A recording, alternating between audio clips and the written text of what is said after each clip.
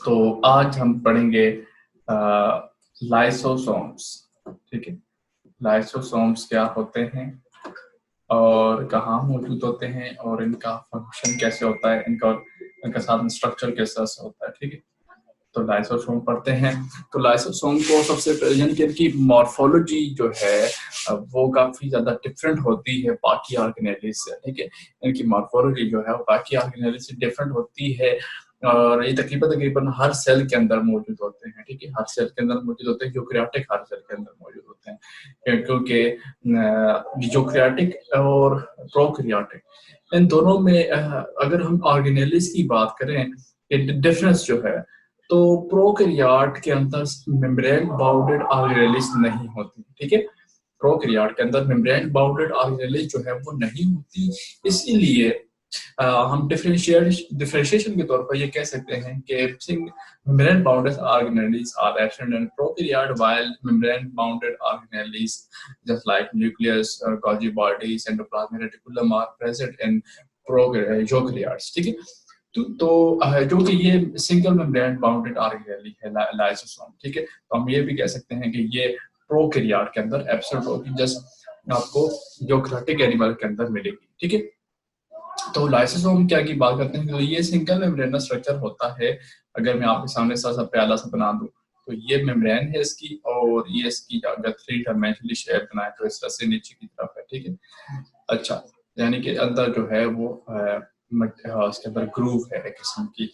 अच्छा, तो इसके अंदर काफी ज्यादा डाइजेस्टिव एंजाइम मौजूद होते हैं। ठीक है, लाइसोसोम के अंदर और कुछ भी नहीं होता, जस्ट डाइजेस्टिव एंजाइम्स मौजूद होते हैं।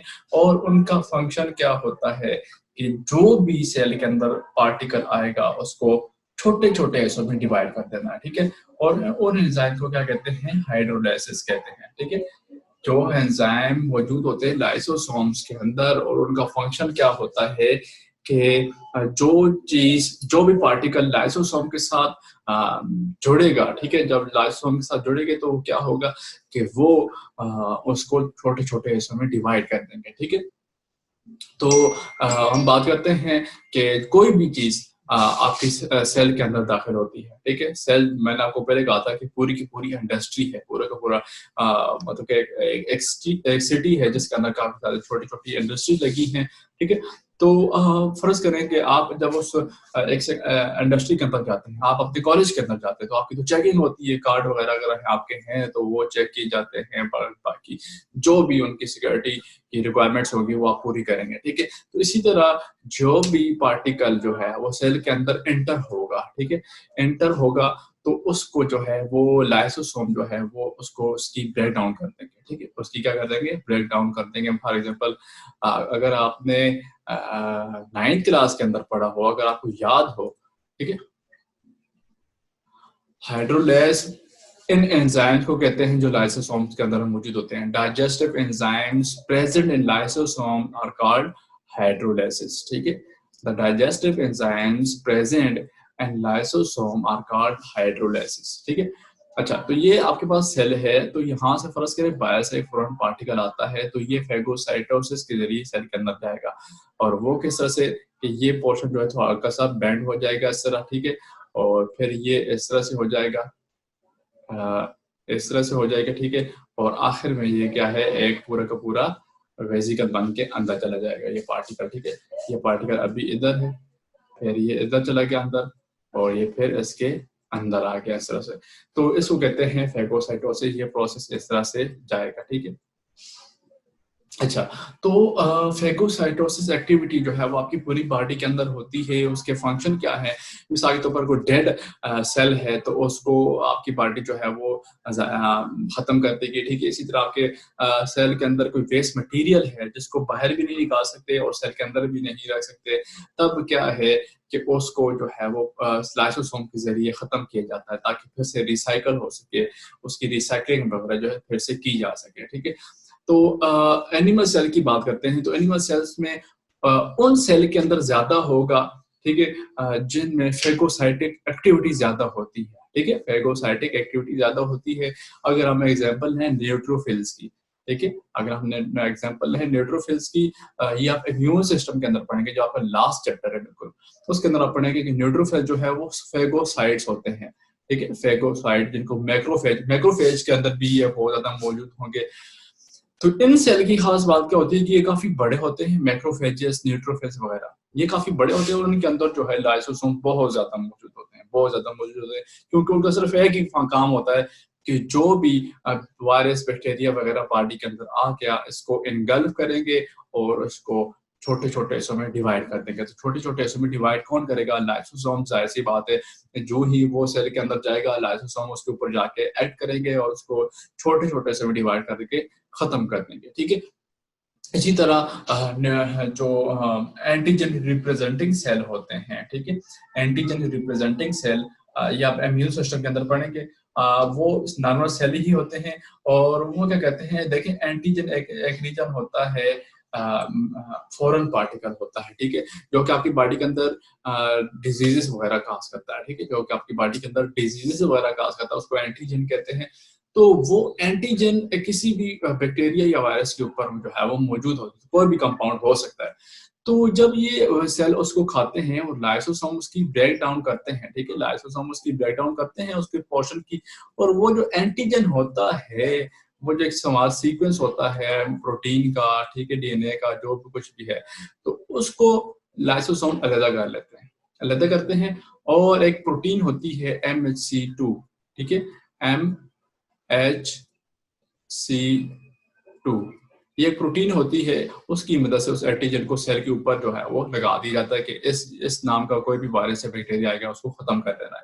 तो वो एक्टिविटी भी जो है लाइसोसोम्स ही परफॉर्म करते हैं, यानी कि फेगोसाइटिक सेल जो होंगे, न्यूट्रोफिल्स, मैक्रोफेजेस सेल्स हो गए, जो कि फेगोसाइटिक एक्टिविटी परफॉर्म करेंगे, ये फेगोसाइटोसिस का प्रोसेस है, ठीक है। तो उनके अंदर लाइसोसोम जो है वो ज्यादा होंगे। लाइसोसोम का फंक्शन क्या है कि ब्रेक डाउन करना है, डाइजेस्ट करना है जो मटेरियल सेल के अंदर आ चुका है, ठीक है। अब जो एंजाइम्स मौजूद हैं लाइसोसोम्स के अंदर, ठीक है, जो एंजाइम मौजूद हैं लाइसोसोम्स के अंदर, वो कौन से हैं जी? वो आते कहाँ से है बेसिकली? पहले तो ये है कि आपके डीएनए के सीक्वेंस में से डीएनए जो है उसके अंदर एंजाइम का सीक्वेंस मौजूद होता है, ठीक है। हम बात करते हैं एंजाइम्स की, हम बात करते हैं एंडोप्लाज्मिक रेटिकुलम की, हम बात करते हैं गोल्जी बॉडीज की, ठीक है। बाकी जितने भी ऑर्गेनेलिज हैं वो सारी सारी डीएनए की कोडिंग की वजह से ही आती हैं, ठीक है, डीएनए की कोडिंग की वजह से ही आती हैं। अच्छा, मिसाल के तौर पर आप देखें, जब इंसानी जाइगोट बन रहा होता है तो उसमें जस्ट एक माइटोकॉन्ड्रिया होता है, ठीक है, जैसे मदर के जो है माइटोकॉन्ड्रिया या जिसे सेंट्रियोल वगैरह कहते हैं वो ही मौजूद होते हैं। बाकी ये कोई भी गोल्जी बॉडी वगैरह नहीं होती, ना एंडोप्लाज्मिक रेटिकुलम होता है, ना ही लाइसोसोम्स होते हैं, यानी कि इस किस्म की कोई भी ऑर्गेनेली मौजूद नहीं होती, जस्ट न्यूक्लियस होता है। फिर न्यूक्लियस की रीडिंग होती है, रीडिंग होने के बाद मैसेंजर आरएनए से प्रोटीन बनने का प्रोसेस जो है वो होता है, ठीक है। तो वो सारी की सारी चीजें जो है वो डीएनए कोड कर रहा होता है। तो एंजाइम्स को भी डीएनए कोड करेगा। तो डीएनए कहाँ पे मौजूद है? न्यूक्लियस, और न्यूक्लियस के साथ ही मौजूद है रफ एंडोप्लाज्मिक रेटिकुलम, ठीक है, आरईआर। तो आरईआर जो है इसको मजीद पैकेजिंग वगैरह करेगा, ठीक है, इसकी मजीद पैकेजिंग वगैरह करेगा और उसको भेज देगा गोल्जी बॉडीज में, ठीक है। उस पैकेज को कहाँ भेज देगा? गोल्जी बॉडीज में। वहां उस एंजाइम की मजीद मॉडिफिकेशन होगी, ठीक है। मजीद मॉडिफिकेशन से मुराद क्या होता है कि कुछ फर्ज करें, कुछ क्योंकि एंजाइम्स प्रोटीन होती हैं, ग्लोबुलर प्रोटीन होती हैं, तो उसके अंदर जैसी बात है कि कुछ अमीनो एसिड ऐसे होंगे जो कि फंक्शनल लेस हैं, जिनका कोई काम नहीं होता, ऐसा होता है अक्सर, ठीक है, कि वो जो सीक्वेंस मतलब के कुछ 2-3 सीक्वेंस ऐसे हैं जिनकी जरूरत नहीं है, उनको हटा दें, थोड़ी सी बेंडिंग वगैरह प्रोटीन की कर दी, थोड़ा उनको शेप दे दिया, वो सारा का सारा प्रोसेस गोल्जी बॉडी के अंदर होगा। और गोल्जी बॉडी में से एक बर्ड निकल आएगा, वैक्यूल सा, ठीक है, उसको कहते हैं प्राइमरी लाइसोसोम्स कहते हैं, ठीक है, उसको क्या कहते हैं? प्राइमरी लाइसोसोम्स कहते हैं, ठीक है। और कभी कभार ऐसा होता है कि ऑटोफेगी का प्रोसेस होता है, ठीक है। ऑटोफेगी में क्या होता है कि कभी कभी सेल का अपना कोई पोर्शन जब बढ़ जाता है या सेल जो है वो यानी कि सेल के अंदरूनी पार्ट जो है वो डैमेज वगैरह होना शुरू हो जाते हैं, तो ये लाइसोसोम उनको भी खा लेते हैं ताकि फिर से उनको रिसाइकल किया जाए, उनको रिन्यू किया जाए। ठीक है, मिसाल के तौर पर इस तरह से हो कि अगर मैं आपको एवोल्यूशन के हिसाब से एडेप्टेशन सर्वाइवल ट्रिक बताऊं सैलेमेंडर की, ठीक है, या फिर ये जो लेजर्ड होती है, आपने देखा होगा कि उसकी दुम अगर कोई काट दे तो वो फिर भी जिंदा रहती है और कुछ टाइम बाद उसकी दुम दोबारा से आ जाती है। ठीक है, तो ये एक सर्वाइवल ट्रिक होती है, यानी कि अगर उसका कोई प्रीडेटर आ गया उसको खाने वाला, तो वो क्या करेगी कि अगर उसने उसकी दुम को पकड़ लिया है, ठीक है, तो वो क्या करेंगी कि अपनी दुम तोड़वा के वहां से भाग जाएंगी, यानी कि जिंदा तो बच जाएंगी ना। ठीक है, जिंदा तो दुम दोबारा आ जाती है वापस उनकी। ठीक है, इसी तरह ये क्या करेंगे ऑटोफेगी के अंदर, जो सेल का वो पोर्शन जो अब नुकसानदेह हो गया है या उसके अंदर म्यूटेशन वगैरह हो गई है ऐसे पार्ट के अंदर, ठीक है, तो उस पार्ट को क्या करेंगे, ये फिर से खुद ही खा लेंगे। ठीक है, अपने सेल के ही पार्ट को खा लेंगे और उसको रिसाइकल कर देंगे, रिन्यू कर देंगे। इसको कहते हैं ऑटोफेगी। ठीक है, इसको क्या कहते हैं, ऑटोफेगी कहते हैं। अब हम थोड़ा सा मेल फंक्शन की बात करते हैं, म्यूटेशन वगैरह की बात कर लेते हैं कि अगर लाइसोसोम में कुछ प्रॉब्लम क्रिएट हो जाती है, ठीक है, तो उसकी वजह से क्या प्रॉब्लम सामने आ सकते हैं। ठीक है, उसकी वजह से कौन से प्रॉब्लम सामने आ सकते हैं। तो हम ये देख सकते हैं कि पहले हमारे पास जो प्रॉब्लम है वो है ग्लाइकोजेनोसिस टाइप 2। ठीक है, ये एक किस्म की डिजीज है जिसमें क्या हो जाता है कि ग्लाइकोजन जो है वो आपकी बॉडी के अंदर ज्यादा हो जाता है। क्यों ज्यादा हो जाता है कि ग्लाइकोजन को की डिकम्पोजिशन वगैरह जो है एक्सेस ग्लाइकोजन की वो होती है लाइसोसोम्स की वजह से, और लाइसोसोम जो है वो अपना फंक्शन परफॉर्म नहीं कर होते। हो सकता है लाइसोसोम के अंदर कोई म्यूटेशन वगैरह हो चुकी हो, ठीक है, तो उसकी वजह से ये डिजीज हो जाती है, जिसमें आपके लिवर और मसल सेल जो हैं उसमें क्या होता है कि ग्लाइकोजन की अमाउंट बहुत ज्यादा हो जाती है। ठीक है, ग्लाइकोजन की अमाउंट ज्यादा हो जाती है तो उसकी वजह से क्या होता है कि वो जो ग्लाइकोजन है वो लिवर और मसल सेल्स की जो ऑर्गेनेलीज हैं, जो खासतौर पर मेम्ब्रेन बाउंडेड ऑर्गेनेलीज हैं, उसके अंदर ग्लाइकोजन ज्यादा हो जाएगा। जब एक चीज अपनी लिमिट से बढ़ जाती है तो वो हमेशा पॉइजनस हो जाती है। ठीक है, तो वो उनको डैमेज करना शुरू कर देती है, लिवर और मसल सेल्स। आपको पता है दोनों कितने कितने इंपॉर्टेंट हैं, लिवर और मसल्स। ठीक है, तो एक तो टाइप है ग्लाइकोजन टाइप 2, दूसरी है टेसाज डिजीज। ठीक है, टेसाज डिजीज के अंदर क्या होता है कि लिपिड्स की अकोमुलेशन है, कि आपकी बॉडी के अंदर लिपिड्स जो है इकट्ठा होना शुरू हो जाते हैं, और उसकी वजह से क्या हो सकता है कि मेंटल रिटार्डेशन हो सकती है, आपके जो ज़हनी तवाज़ुन है वो खराब हो सकता है, और उसकी वजह से अगर इलाज सही ना किया जाए तो डेथ जो है वो भी हो सकती है।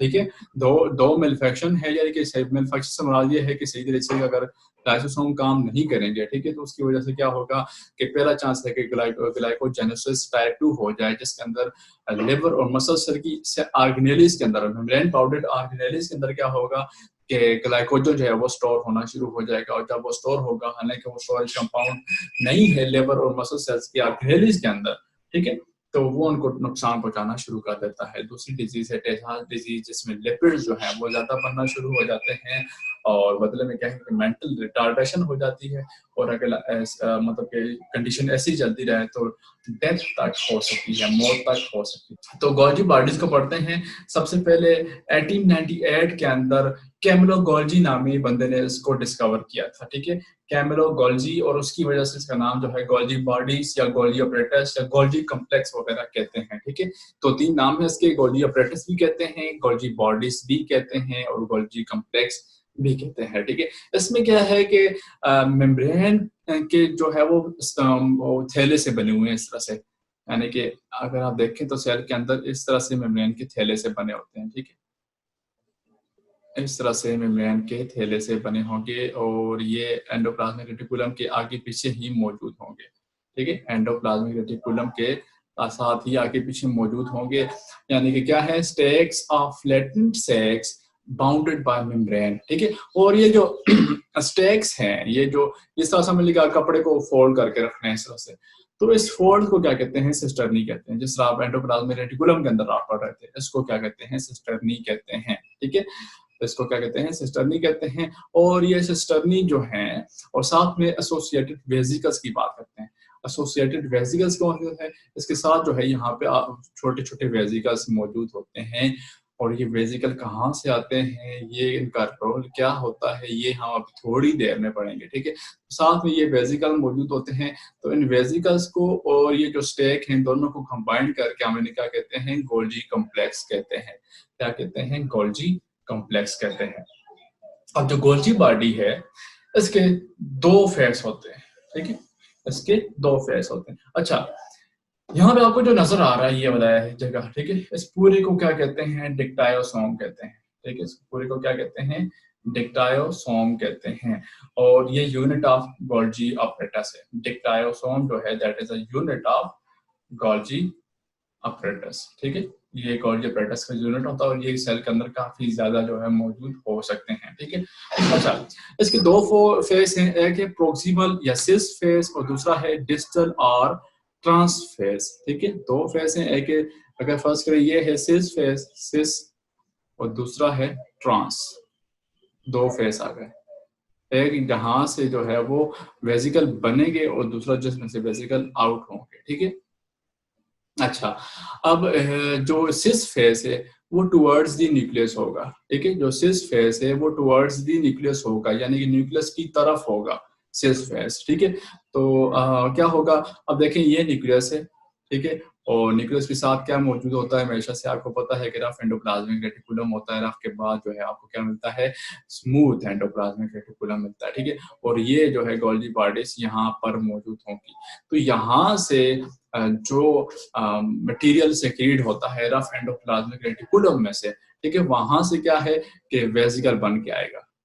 अब वो वेसिकल पहुंचेगा यहाँ के ऊपर, जो आपको यहाँ पे वेसिकल नजर आ रहे हैं सिस फेस के ऊपर, वो बेसिकली कहाँ से आ रहे हैं, वो आ रहे हैं एंडोप्लाज्मिक रेटिकुलम में से आ रहे हैं, ठीक है। तो सिस फेस की तरफ जो है इसे फार्मिंग सेल भी कहते हैं। तो यहाँ पे क्या है कि वेसिकल जो है वो आएंगे और फ्यूज हो जाएंगे, जो कि गोल्जी बॉडीज की जो मेम्ब्रेन है उसके साथ फ्यूज हो जाएंगे, ठीक है, उसके साथ फ्यूज हो जाएंगे, जिस तरह एंडोसाइटोसिस का प्रोसेस होता है, ठीक है।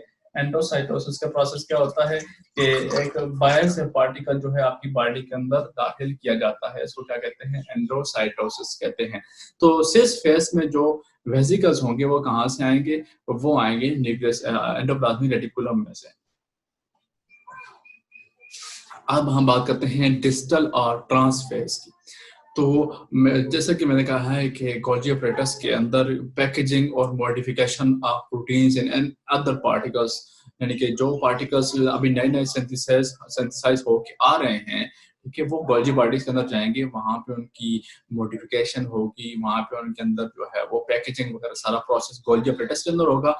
देन वो ट्रांस फेस जो है, जो अपोजिट है सिस के, वहां से वेसिकल बाहर निकल जाएंगे, यानी कि जो वेसिकल इधर आया था वो उधर से मूव करता गया और साथ में उसकी मॉडिफिकेशन होती गई, और ट्रांस फेस से जब निकलेगा तो उसकी मॉडिफिकेशन जो है वो कंप्लीट हो चुकी होगी, ठीक है। तो अब जो सिस फेस से चीजें निकल चुकी हैं वो अपने अपने टारगेट साइड के ऊपर जो है वो पहुंचा दी जाती है, ठीक है। सॉरी, ट्रांसफेयर में जो चीजें निकली हैं वो टारगेट साइड के ऊपर पहुंचा दी जाती हैं जहां पे उनकी जरूरत है, वरना अगर किसी और सेल को जरूरत है तो वहां पे भी पहुंचा दी जाती है, ठीक है। जो सेल की सिक्रीशन वगैरह होती है वो यही, और पैकेजिंग का प्रोसेस ऐसे ही होता है।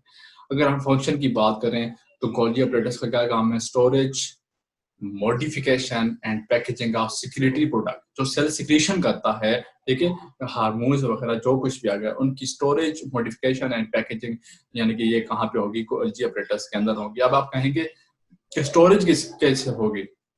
अब देखें, एक चीज जब एंडोप्लाज्मिक रेटिकुलम में से निकली है तो ड्यूरिंग मॉडिफिकेशन और पैकेजिंग काफी ज्यादा टाइम लग जाता है, ठीक है। और एक तो स्टोरेज का टाइम भी होगा, दूसरा ये कि जब तक रिलीज की जरूरत नहीं पड़ेगी तब तक वो कंपाउंड स्टोरेज यानी कि गोल्जी ऑपरेटर्स के अंदर ही रहेगा, ठीक है, वो कंपाउंड इसी के अंदर ही रहेगा, ठीक है। अब हम बात करते हैं सिंथेसिस ऑफ कार्बोहाइड्रेट्स, ठीक है। तो कार्बोहाइड्रेट की सिंथेसिस भी करता है गोल्जी ऑपरेटस, यानी कि जो कार्बोहाइड्रेट प्रोटीन के साथ अटैच कर दी जाते हैं या फिर लिपिड्स के साथ अटैच कर दी जाते हैं, जिनको हम ग्लाइकोप्रोटीन्स और ग्लाइकोलिपिड्स भी कहते हैं। अगर आपने ये नाम सुना होगा जी, कहाँ पे, सेल मेम्ब्रेन में, ठीक है। सेल मेम्ब्रेन के अंदर आपने ये नाम सुने होंगे गोल्जी सॉरी ग्लाइकोप्रोटीन और ग्लाइकोलिपिड्स। ये नाम आपने वहां पे सुने होंगे क्योंकि सेल मेम्ब्रेन के ऊपर मौजूद होते हैं इंट्रिंसिक और एक्सट्रिंसिक प्रोटीन के ऊपर, ठीक है। तो ये एज ए सेल मार्कर के तौर पर काम करते हैं, ये हमने पढ़ा था सेल मेम्ब्रेन के स्ट्रक्चर के अंदर, ठीक है। तो सिंथेसिस ऑफ कार्बोहाइड्रेट्स भी करते हैं और सिंथेसिस ऑफ मेम्ब्रेन भी करते हैं। जो सेल मेम्ब्रेन है इसकी सिंथेसिस भी करते हैं। वो किस तरह से, अगर आपको ये स्ट्रक्चर याद है, यहाँ से आप देखें नए वेजिकल बन रहे हैं। अब जो नया वेजिकल निकलेगा ये मेम्ब्रेन है सेल की, अब वेजिकल आ गया, वो उसको सेल से बाहर जाना, मटेरियल को सेल से बाहर जाना है, तो वो आके फ्यूज होगा इस तरह से, ठीक है। पोलर प्रोसेस होगा, एक्सोसाइटोसिस जो होता है, ठीक है। अब यहाँ पे देखें वो आ गया। अब ये जो मेम्ब्रेन है इस वेजिकल की, वो प्लाज्मा मेम्ब्रेन के साथ फ्यूज हो जाएगी और एरिया जो है वो बढ़ जाएगा, यानी कि सेल मेम्ब्रेन की सिंथेसिस में जो है वो गोल्जी बॉडीज का एक अहम रोल होता है, ठीक है, ठीक है। आगे हम बात करते हैं परऑक्सीसोम्स की। परऑक्सीसोम की बात करते हैं, सब सेलुलर बॉडीज होती हैं, ठीक है। सब सेलुलर मतलब कि सेल से भी, सेलुलर मीन यानी कि सेल के लेवल के ऊपर, और सब सेलुलर मतलब उससे भी कम आ गया, ठीक है। छोटी छोटी ऑर्गेनेल्स होती हैं, उनको और डायमीटर जो है वो 0.5 नैनोमीटर माइक्रोमीटर होता है, इतना कम डायमीटर होता है, ठीक है, 0.5 माइक्रोमीटर। और ये भी सिंगल मेम्ब्रेन बाउंडेड होंगी, ठीक है। सिंगल मेम्ब्रेन बाउंडेड है, इसका मतलब है कि ये प्रोकैरियोट्स के अंदर मौजूद नहीं होंगी क्योंकि इसके आसपास मेम्ब्रेन आ गई है। और जो आर्किनली जो है वो मेम्ब्रेन बाउंडेड हो, वो प्रोकैरियोट्स के अंदर मौजूद नहीं होती, ठीक है। प्लांट्स और एनिमल्स के अंदर दोनों में मौजूद होगी परऑक्सीसोम। इसके नेक्स्ट जो हम पढ़ेंगे वो सिर्फ प्लांट में होगी। ये वाली जो है परऑक्सीसोम वो प्लांट्स और एनिमल्स दोनों के अंदर होगी, ठीक है। और इसलिए उसको क्या कहा जाता है, माइक्रो बॉडीज कहा जाता है, ठीक है। सब सेलुलर बॉडीज के मुराद ये कि छोटे लेवल की बॉडीज होती हैं और ये तकरीबन लाइसोसोम्स की तरह होगी, लेकिन मोर डेंस होता है इनका, इनके अंदर जो मटेरियल जो है वो मोर डेंस होता है, मतलब काफी ज्यादा जो है वो एंजाइम्स और स्पेसिफिक एंजाइम मौजूद होते हैं, ठीक है। तो ये कहाँ पे मौजूद होते हैं, आपके लिवर और किडनी सेल्स के अंदर ये मौजूद होंगे, ठीक है। आपके लिवर और किडनी सेल के अंदर मौजूद होगी। देखिए लिवर और किडनी के अंदर कॉमन होते हैं, सिमिलर टू लाइसोसोम होते हैं, मोर डेंस होते हैं, बहुत ज्यादा डेंस होते हैं, लेकिन क्या है कि ज्यादा एंजाइम और स्पेसिफिक एंजाइम मौजूद होते हैं। फॉर एग्जांपल हाइड्रोजन पर ऑक्साइड को कन्वर्ट करते हैं वाटर ऑक्सीजन के अंदर और वाटर के अंदर, ऐसे एंजाइम मौजूद हैं जो कि हाइड्रोजन पर ऑक्साइड को कन्वर्ट करते हैं ऑक्सीजन के अंदर और वाटर के अंदर कन्वर्ट कर देंगे, ठीक है। इसी तरह सेल जो है इसको कोरोसिव इफेक्ट से बचाते हैं, ठीक है। कोरोसिव इफेक्ट से बचाते हैं यानी कि उसके अंदर जो कोरेजन वगैरह होती है, यानी कि उसको डिस्टोर्जन जो होती है सेल के अंदर, उसको परऑक्सीसोम जो है, यानी कि ये आप समझे ड्राइनेस जो होती है सेल के अंदर, वाटर की कमी वगैरह जो है उससे बचाते हैं, ठीक है। और ये अमूमन फोटो रिस्पायरेशन, रिस्पायरेशन आपने नाम सुना होगा कि कार्बन डाइऑक्साइड की जो सिंथेसिस होती है, ठीक है। कार्बन डाइऑक्साइड की जो सिंथेसिस होती है वो किसकी सॉरी रिस्पायरेशन के दौरान क्या होगा कि जो कार्बोहाइड्रेट्स हैं आपकी बॉडी के अंदर, ठीक है, वो क्या होते हैं कि उसको एनर्जी में कन्वर्ट किया जाता है, यानी कि वो जो एनर्जी है आपकी बॉडी के अंदर, जो एनर्जी आती है वो कहाँ से आती है, रिस्पायरेशन के बदले में आती है, ठीक है। तो फोटो रेस्पिरेशन एक ऐसा रेस्पिरेशन है जो पौधों के अंदर होता है, ठीक है, और उनकी एक अडेप्टेशन है, ठीक है, उनकी एक अडेप्टेशन है फोटो रेस्पिरेशन। ये आप 2-3 चैप्टर बाद पढ़ेंगे, आपके इसी फर्स्ट ईयर के अंदर ही है, ठीक है, कि फोटो रेस्पिरेशन क्या होती है, ठीक है, वहां पे आप ज्यादा डिटेल से पढ़ेंगे, ठीक है। तो फोटो रेस्पिरेशन भी जो है वो परऑक्सीसोम के अंदर हो सकती है, ठीक है। तो फोटो रेस्पिरेशन है वो कहाँ पे हो सकती है, परऑक्सीसोम के अंदर हो सकती है, छोटी सी ऑर्गेनेली होती है। नेक्स्ट हम लास्ट ऑर्गेनेली है आज की, ग्लाइकोसोम्स, ठीक है।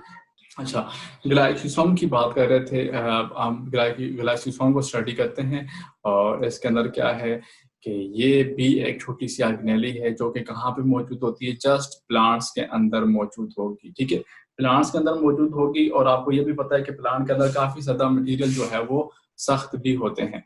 तो ग्लाइसोसोम की बात कर रहे थे, सिर्फ प्लांट के अंदर मौजूद होते हैं, और जस्ट लाइक प्रोक्सिसोम इनके अंदर भी काफ़ी ज़्यादा एंजाइम्स मौजूद होते हैं, ठीक है, इनके अंदर भी काफ़ी ज़्यादा एंजाइम मौजूद होते हैं। और जैसा कि ग्लाइकोलिक एसिड ऑक्सीडेज और कैटालेज, इनकी दो एग्जांपल दी गई हैं, ये दो एंजाइम इनके अंदर मौजूद होंगे, ठीक है। और प्लांट सीडलिंग जो होती हैं, ठीक है, प्लांट सीडलिंग 10 मिनट बाद आपकी मीटिंग एंड हो जाएगी और शायद आपका लेक्चर भी खत्म हो जाए, ठीक है। अगर लेक्चर खत्म हो गया तो मैं फिर से नया लेके नहीं बजूंगा, अगर टाइम मेरे तब हुआ तो फिर से लेके आ जाएगा, ठीक है। उम्मीद है कि ये पहले ही खत्म हो जाएगा 10 मिनट के अंदर अंदर। तो प्लांट सीडलिंग जो होती हैं, छोटे छोटे जो उसके बीज होते हैं, उसके अंदर बहुत ज्यादा ग्लाइसोसोम मौजूद होती हैं, ठीक है। क्यों मौजूद होती है? उसके अंदर जो फैटी एसिड है उसको कन्वर्ट किया जाएगा कार्बोहाइड्रेट के अंदर, उनकी ग्रोथ के लिए, ठीक है, उनकी ग्रोथ के लिए। अच्छा, मैं यही कह रहा था कि पेरोक्सिसोम के अंदर भी काफी ज्यादा एंजाइम मौजूद होते हैं, ठीक है। और उनकी एग्जांपल जो है यहाँ पे कौन कौन सी है? ग्लाइकोलिक एसिड ऑक्सीडेज एक एंजाइम है, जहाँ पे सफिक्स आ जाएगी एज, ठीक है। जहाँ पे लफ्ज आ जाएगा एज, इसका मतलब है कि वो क्या है? वो है एंजाइम है, ठीक है। जहाँ पे लफ्ज के आखिर में आ जाएगा एज, इसका मतलब है कि वो एंजाइम है। यहाँ पे देखिए केटल एज, फिर से एज आ गया आखिर में, इसका मतलब ये क्या है? ये है एंजाइम। तो ये दो एग्जाम्पल हैं जो कि ग्लाइसोसोम के अंदर ये एंजाइम्स मौजूद होते हैं, ठीक है। यानी कि ग्लाइकोलिक ऑक्सीडेज जो है वो ग्लाइकोलिक एसिड की ऑक्सीडेशन करेगा, और कैटालेज जो है वो उसकी ब्रेकडाउन करेगा, ठीक है। दूसरी बात ये हमने पढ़ रहे थे कि वो प्लांट सीडलिंग के अंदर मौजूद होंगे, क्योंकि ये फैटी एसिड को कन्वर्ट करते हैं कार्बोहाइड्रेट के अंदर, और कार्बोहाइड्रेट आपको पता है कितनी नेसेसरी है। ये आप एनर्जेटिक्स और बायो एनर्जेटिक्स वाले चैप्टर के अंदर पढ़ेंगे कि जो ग्लाइकोलिसिस का प्रोसेस होता है, आपको 36 एटीपी के मॉलिक्यूल मिलते हैं रेस्पिरेशन के दौरान, ठीक है। और उसके साथ आपको जो है एटीपी की मदद से आपको क्या मिलती है? एनर्जी मिलती है, और एनर्जी के बदले में क्या होती है? ग्रोथ होती है, जो कि किसको चाहिए? प्लांट सीडलिंग को चाहिए, ठीक है। अब बात करते हैं किस में ज्यादा मौजूद होंगे और किस में बिल्कुल भी मौजूद नहीं होंगे। तो ऐसे सीड जिसमें लिपिड ज्यादा होगा, ठीक है, जिसमें लिपिड्स ज्यादा होंगे, क्योंकि लिपिड्स, फैटी एसिड जो है वो लिपिड्स बनाते हैं, ठीक है, फैटी एसिड जो है वो लिपिड्स बनाते हैं। तो जिन सीड के अंदर लिपिड्स ज्यादा होंगे, मतलब उसमें क्या होगा कि ग्लाइसोसोम जो है वो ज्यादा होंगे, ठीक है। और ये जो सीड के अंदर side for breakdown of lipids जो है वो मौजूद होगी, ये जो है ग्लाइसोसोम जो है वो प्रोवाइड करेंगे, ठीक है। और जिन में लिपिड बिल्कुल नहीं होते, यानी कि थोड़े होते हैं, उसमें क्या है? उस सीड के अंदर ग्लाइसोसोम जो है वो एब्सेंट होंगे, ठीक है। तो उसके साथ आपका आज का लेक्चर जो है वो खत्म हो जाता है।